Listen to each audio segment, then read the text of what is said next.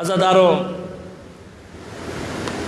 اس سلسلے کی آخری گفتگو کے مصائب کو خاص طور پر میں کربلا کی ایک ایسی ہستی سے اور اس کے ذکر سے منسوب کرنا چاہتا ہوں کہ اگر دیکھا جائے تو کربلا کے پورے سلسلے میں اس بی بی نے بڑا خاموش کردار ادا کیا، بہت خاموش۔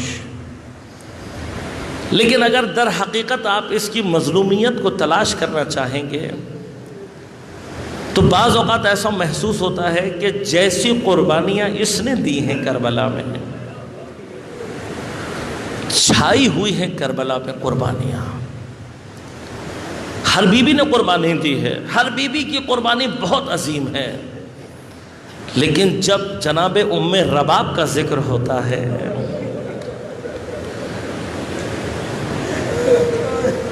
میں جب بھی جناب ام رباب کے بارے میں سوچتا ہوں یقین کہ قلب میں میرے آگ لگ جاتی ہے۔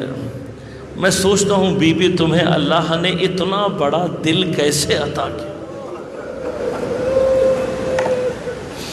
اتنی صابرہ، واقعاً آپ تصور کیجئے، اتنی صابرہ۔ خاموش کردار ہے بظاہر کربلا میں، ذکر نظر نہیں آتا، لیکن جناب ام رباب کون ہیں؟ امام شعر میں فرماتے ہیں، یعنی شعر منسوب ہے امام سے کہ امام فرماتے ہیں حسین کو وہ گھر اچھا لگتا ہے جس میں ام رباب اور سکینہ موجود، وہ گھر حسین کو اچھا لگتا ہے۔ لیکن کتنی قربانیاں دی ہیں، کتنی صابرہ ہے، تصور کریں۔ عاشور کے دن کربلا میں جو قربانیاں دی جا رہی ہیں وہ جناب ام رباب سے جدا نہیں ہیں، یہ جدا نہیں ہیں۔ اصحاب کا اور انصار کا جو دکھ ہے وہ اہل بیت کو جتنا ہے اتنا جناب ام رباب کو ہے۔ اور پھر جب جناب علی اکبر جا رہے ہیں تو علی اکبر سے ماں کی نسبت تو رکھتی ہے جناب ام رباب، قاسم کے لیے چچی کی نسبت رکھتی ہے ام رباب، اونو محمد کے لیے مومانی کی نسبت رکھتی ہے جناب ام رباب، اور ہر لاش پر جناب عباس سے نسبت رکھتی ہے، ان سب سے نسبت رکھتی ہے بی بی۔ ہر قربانی پر میری بی بی کا دل تڑپ جاتا ہوگا، لیکن جب کربلا میں ساری قربانیاں ختم ہو گئی ہوں گی تو اب تصور کیجئے کہ جناب ام رباب اپنے قلب میں سوچ کیا رہی ہوں گی کہ ہر کسی کی قربانی چلی گئی، پتہ نہیں میں اس قابل ہوں گی یا نہیں کہ خدا مجھ سے کوئی قربانی قبول کرے۔ کیوں؟ اس لیے کہ جب اپنے 6 مہینے کے اصغر کو دیکھتی ہوگی تو تصور کرتی ہوگی نہ یہ جنگ پہ جا سکتا ہے، نہ یہ گھوڑے پہ سوار ہو سکتا ہے، نہ حسین کے سامنے ڈھال بن سکتا ہے۔ لیکن جب کربلا میں خدا نے جناب ام رباب سے قربانی مانگی ہے تو عزادارو جناب ام رباب عجیب قلب ہے، واقعا عجیب قلب ہے۔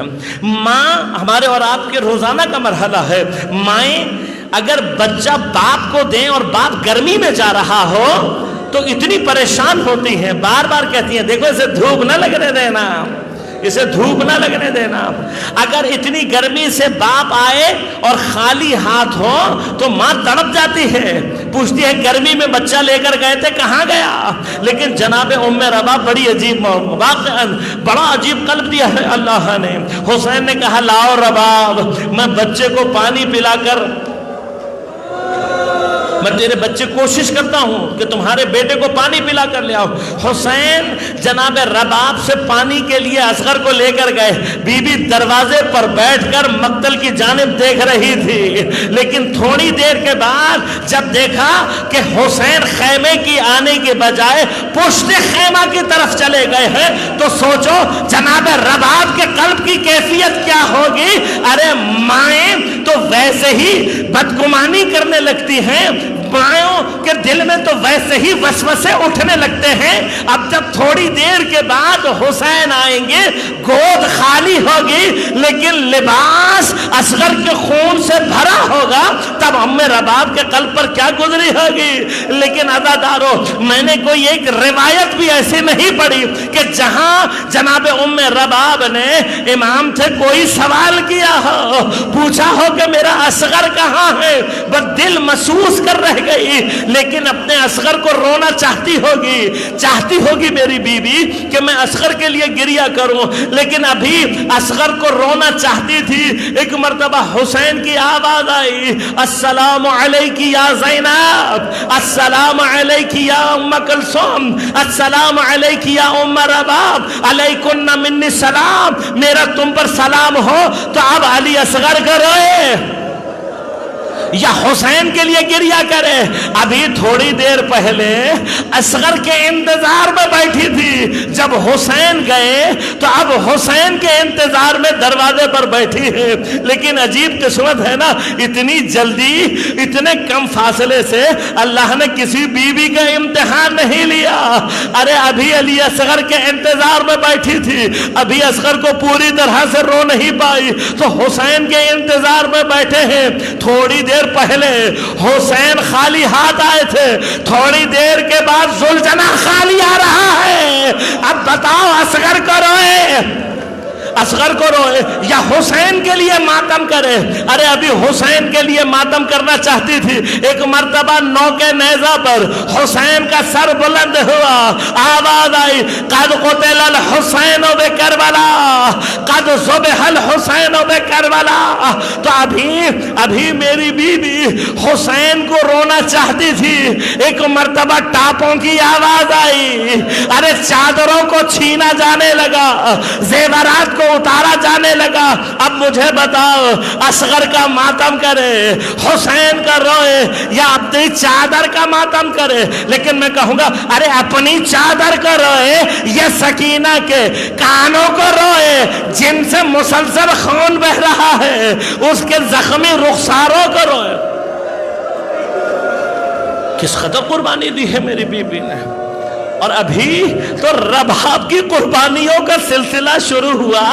ارے شام غریبہ جیسے گزار لی میری بیوی نے, لیکن صبح 11 محرم سے لے کر کوفہ, کربلا سے لے کر کوفہ سے لے کر شام تک وہ بچی جو مسلسل تازیانے کھاتی رہی, مسلسل تماچے کھاتی رہی, کسی اور کی بیٹی نہیں ہے, رباب کی بیٹی ہے. ارے جب بھی سکینہ کو تماشا لگتا ہے سب آپ دل محسوس کر رہ جاتی ہے. جب سکینہ کو تازیانہ لگتا ہے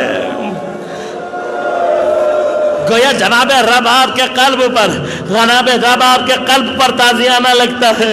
لیکن عزادار کربلا کا اختتام جس کی قربانی پر ہوا وہ بھی جناب رباب ہے.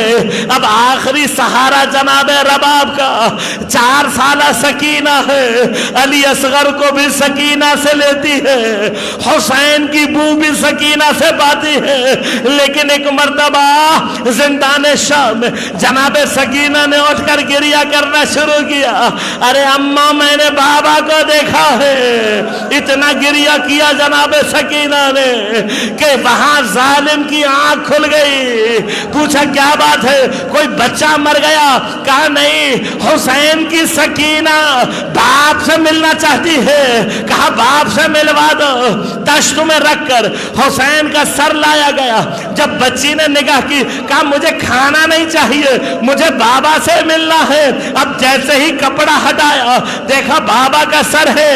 سکینہ نے آغوش میں لیا اور ایک مرتبہ باپ کو پیار کرتے کرتے ارے ایک مرتبہ میری بیوی رباب کے ہاتھوں میں ڈھلک گئی. ارے تڑپ کر رہ گئی بیوی.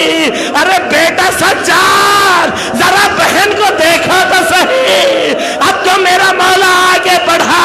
ایک مرتبہ کہا انا للہ. سکینہ شام کے زندان میں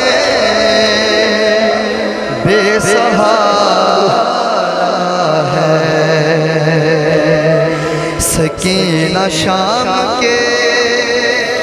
زندہ میں بے سہارا ہے سکینہ شاہ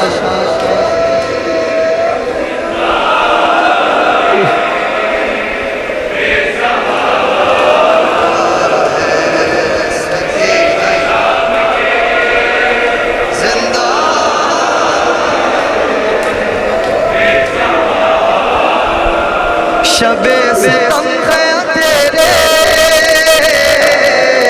بہت ڈراتے ہیں کچھ عشق غم ہے جو پلکوں پہ جھلملاتے ہیں حسین کبھی عباس یاد آتے ہیں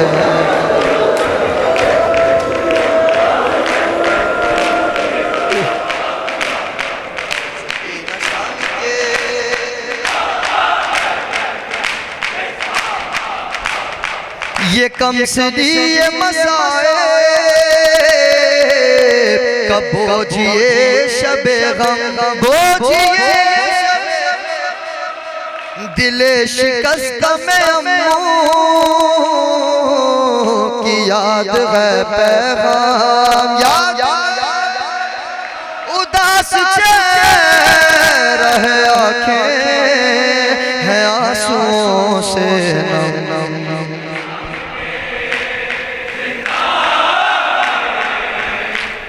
سہارا ہے زندہ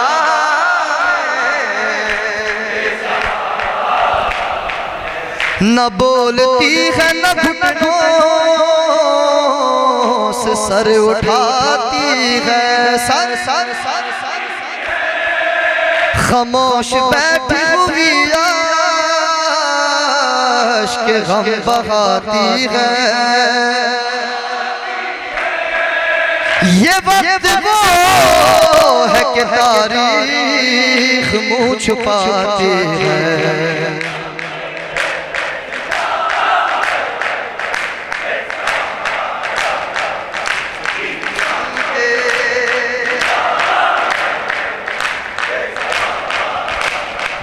کوئی علی کے گھرانے کا حوصلہ دیکھو